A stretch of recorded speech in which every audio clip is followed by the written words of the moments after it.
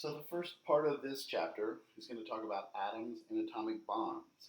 If you remember when we talked about the levels of organization from chapter 1, remember we talked about how we start off with the smallest units, atoms, and we build those into molecules, which build into cells, to tissues, to organs, etc.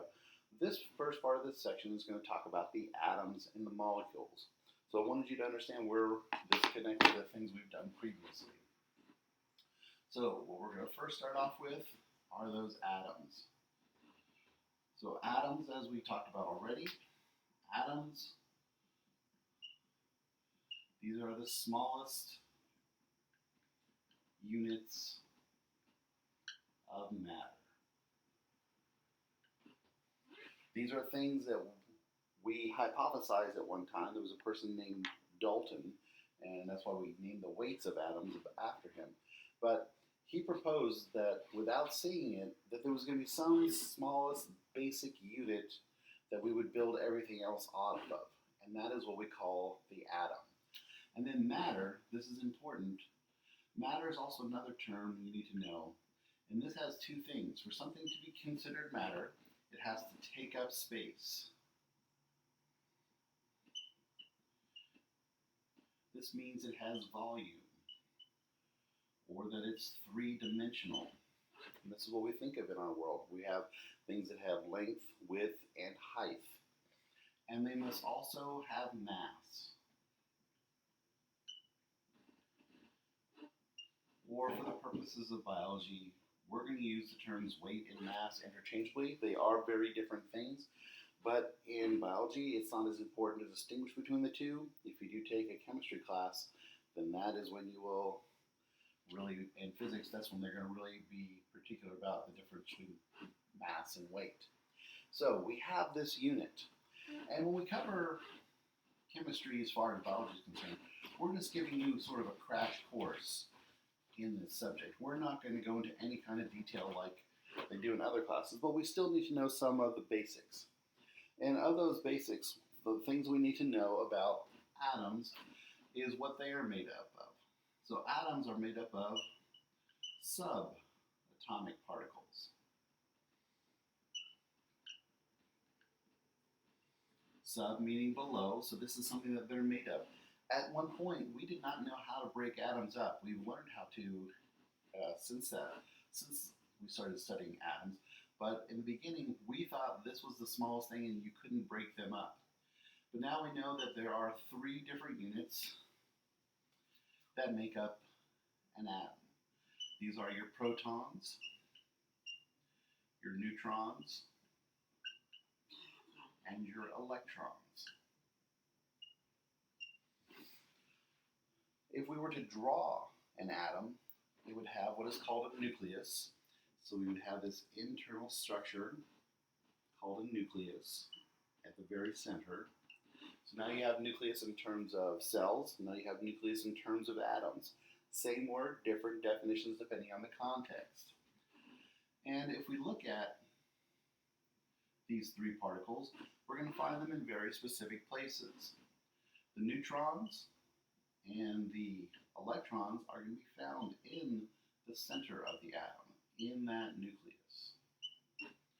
So we can have a variety of different protons in here, and we can have a bunch of different neutrons in here. And then around that are these shells. So we often describe them as sort of rings around the nucleus. And these are called your shells. And collectively, those shells are called the cloud. And electrons are going to be found in those shells. Later in this chapter, we'll talk about how they are arranged. So one thing you need to know about all these subatomic particles is their location. Another thing you need to know is their charge.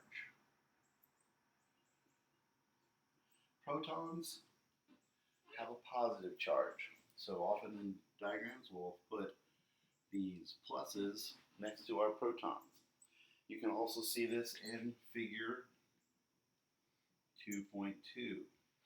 Wherever they have a plus symbol, they're designating that as a proton. So even if you don't see the word P or proton, you'll know by the plus symbol.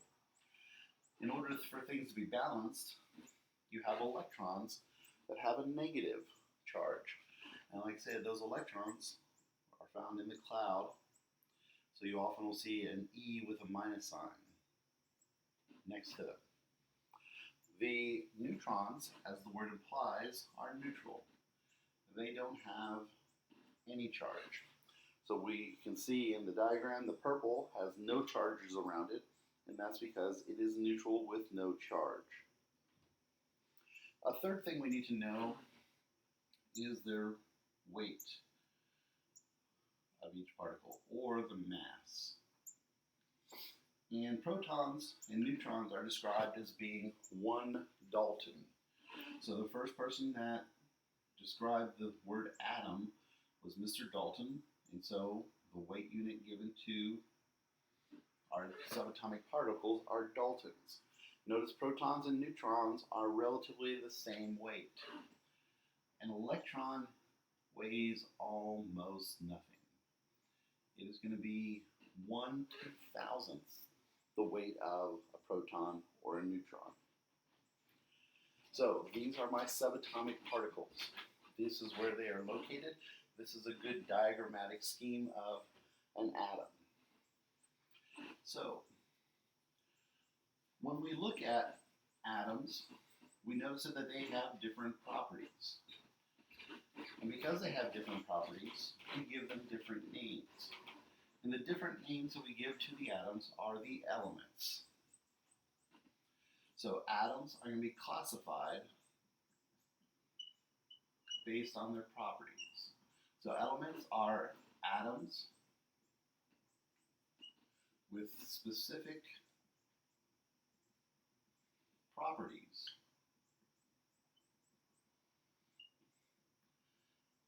that allow us to group them.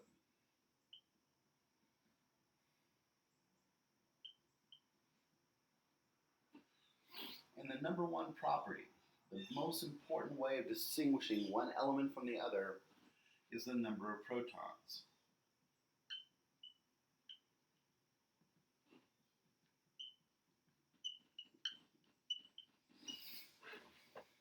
As soon as you tell me the number of protons that are in an atom, I can tell you exactly which element it is.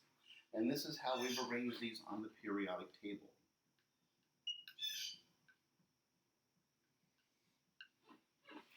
So for this, we can look at figure 2.3.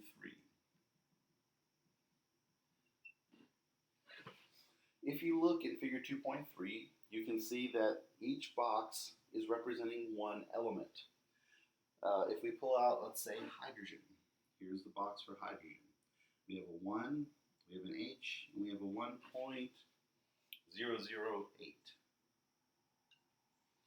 The number on the top, this is the atomic number. This equals the number of protons. Remember I said that's the most important property to look at to distinguish an element. So every number there, you can see they're in numerical order. As you go up one proton, you change your element. Then we have the element symbol. This will be a 1 or 2 letter code. H stands for hydrogen, and we'll talk about some of the ones that you really need to know. And then we have what's called the atomic mass. The atomic mass is equal to the number of protons and the number of neutrons. So with all of this information, if I were to give you any element on the periodic table, you would be able to draw me that atom, one atom for that element. So let's erase our board here. Let's do a few examples.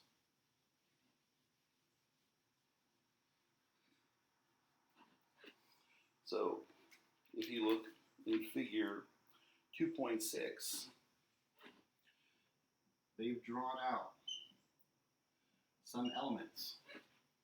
I'm going to draw a couple more that will give you a few more examples, and also do a little bit more detail. So let's look at that hydrogen. So if we go to the periodic table and I ask you to draw one element of hydrogen, we're going to use the information that is in that periodic table. So the first thing we learn is that there is one proton. We know protons go into the center of our atom, and so here we have our one proton in the nucleus.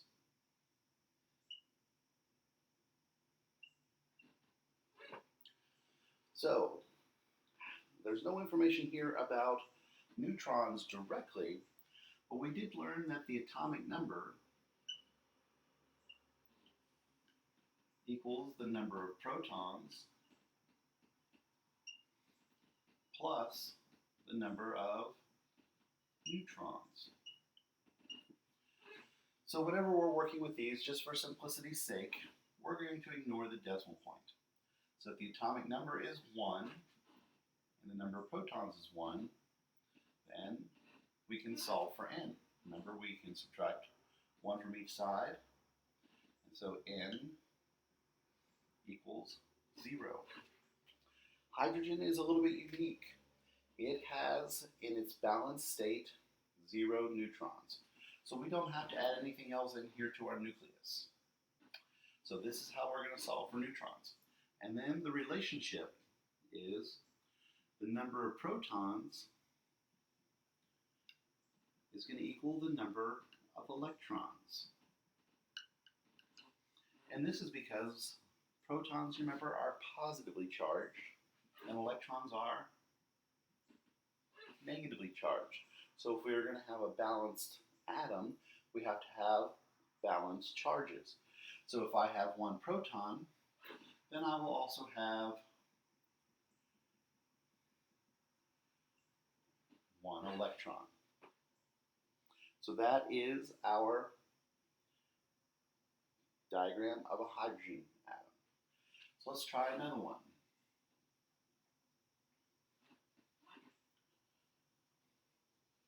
The next one they have in there is carbon. So if we go to the periodic table,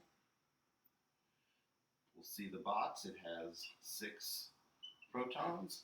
We have the elemental symbol C for carbon, and then it has 12.01 for the atomic mass. So this tells us we have 6 protons. So to save space, I'm just going to write 6p, because if I did 6 little p's all over the place, it would take up a lot of room, and we're going to need a little bit of that room later on. So we said the atomic number equals the protons plus the neutrons, so let's fill those in. We're going to ignore the decimal point. So we have 12 equals 6 plus 6. If we subtract 6 from both sides, we find out that, plus n, we find out that n equals 6. So inside of our nucleus, we're also going to have 6 neutrons. So here is my nucleus.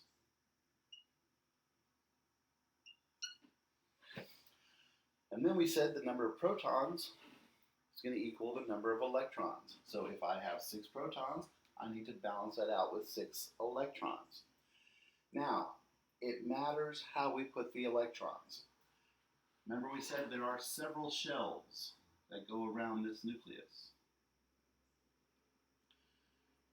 So I'm going to draw 3. Because in biology, most of life occurs around the first 3 rows of that periodic table. And each row is going to represent one of these shells. So we said we have 6 protons, so we have 6 electrons. When we are putting them in, we have to put them in a particular order. This is the first shell. So this is a small case n, so we don't mistake it for a nucleus or a neutron. This is the second shell, and this is the third shell.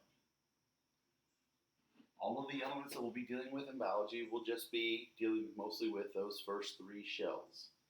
And the rules are this. In the first shell, it can have a max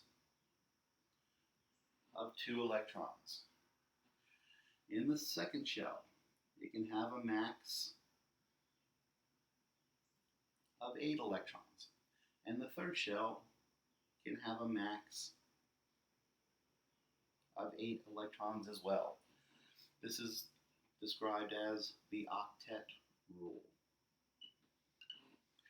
When you're doing these, you always have to fill the first shell before you can move on to the second shell. So if we had 6 electrons, we can put 2 of them in our first shell. We have a total of 6. We just used up 2, and so the remaining 4 will go into the second shell. Also, if you take chemistry and physics, it'll matter where those electrons go in those shells, but for our purposes, we just need to know that 4 go into that shell. None of them go into the third shell because we never finished filling up the second shell. You can't move on to the next shell until you finish the one you're at. So this would be a diagram of carbon. Another important term to know is a valence shell. And the valence shell is the last shell that has electrons. So in this case, the outermost shell that has electrons is the second. So in this case, the valence shell is also the second shell. So depending on where that last set of electrons are, the valence shell will move. In our hydrogen, the valence shell was the first one because we never got past the first ring. So let's do one more so we can see the third shell. So let's go ahead and do phosphorus.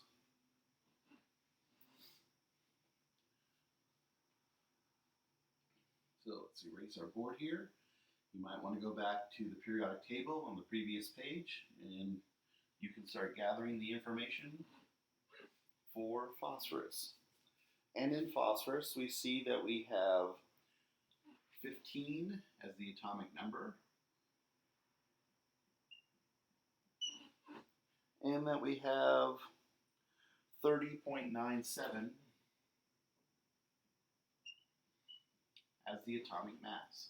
So this tells us we have 15 protons. So that's, as soon as you see that 15, that's the first thing you can put into your diagram. If we ignore this, we get 30 equals 15 plus n, or n equals 15. We also have 15 neutrons. If we have 15 protons, we also have to have 15 electrons. So we'll start with the first shell. First shell we have to put 2 into. So I'm going to write this a little bit differently this time, just to make it look a little bit nicer. So first off, let me circle up my nucleus. Let me label my nucleus. And so 2 of those electrons will go into that first shell. I still have 13 left over because 15 minus 2 leaves me with 13. So the next shell can take 8. And because we have more than 8, we're going to completely fill this second shell. So now we have a total of 10 that are distributed. And you can also see that in the figure in 2.6. You can see the 8 in the second shell. So 2 plus 8 is 10. We have 15, so that leaves us 5 left. And so this last shell is going to have 5 electrons. And here is our shell, which has those. Because this is the outermost shell that has electrons, this becomes the valence shell. I'm going to do one more because right now you're seeing that it looks like there's always the same number of protons as there are neutrons. And I don't want you to leave with that impression, so let's do one where this is not the case.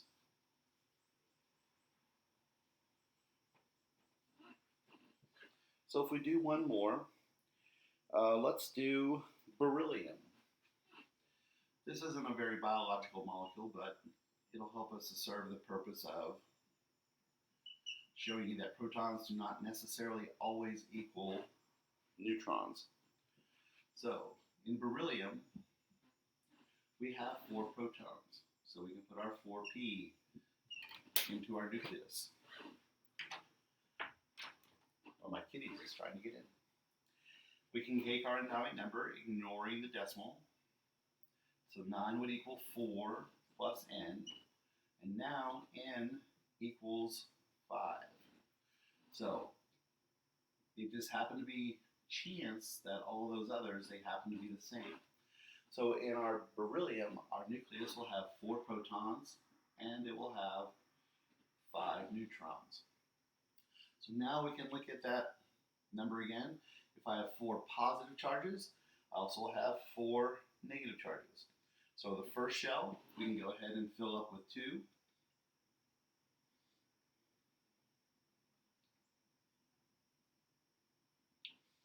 So 4 minus 2 leaves me 2 more, which will be in my second shell. Because the second shell is the outermost shell containing electrons, this now also becomes my valence shell. So that is the basics of an atom and how you draw an atom and how the different subatomic particles are located. Protons and neutrons in the nucleus, electrons in the shells around the nucleus, and here's how we order the electrons outside of the nucleus.